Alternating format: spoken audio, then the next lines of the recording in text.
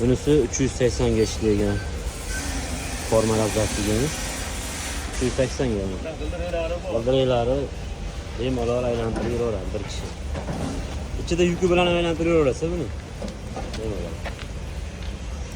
Bu tomoniga o'tmasiz, ro'li o'tar, shu tomoniga. Mana aylantirib yuraverasiz. Bemalol.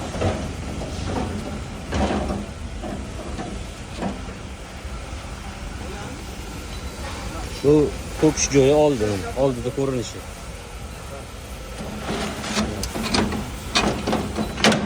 Mana bo'ldi, turaveradi. Buni tushirishda ham mashg'ulotda tushaveradi. Yopilib, ochilishi. Hop, 380 ga. Bakın qo'llari bor. Bu qo'llari mana aylantirib oladi. İki tomonida ham qo'li bor. Ag'ida ham, bag'ida ham. Aralashtirganda yopib qo'yadi. Aralashtirib turganda yopib ko'rsa, aylantirib maydalash kerak bo'lsa, yopib ochib qo'yiladi, shuni maydalaydi. Aralashtirayotgan faqat aralashtiramadiganda yopib qo'yiladi. Bunisi eng kerakli narsasi. Ikkita tomon bor. Stal 45. Staldan yasalgan pichoqlar. Stal 45 staldan yasalgan. Yoridan o'tmas bo'lmaydi. Baho berib qo'yasizlar ishlarga. Bu 380 ni endi bu yerda 220 si ishlab turgan 220 si. Buni ham ko'rinishni zo'rdan qo'ydi. Ochilishlari.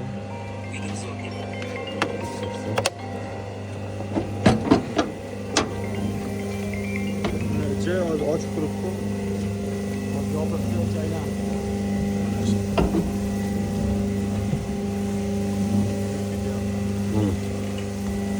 O'zi anchasi maydalab bo'pti. Bu yirik tashovlikdami? Butunlikda.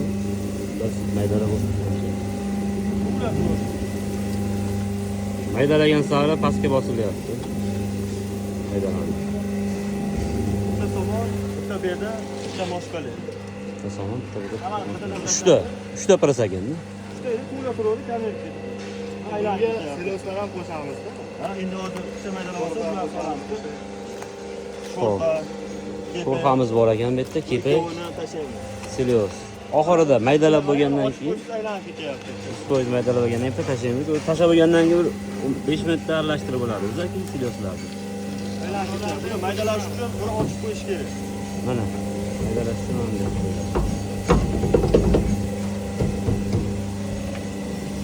holatda bir tomoni bunisi.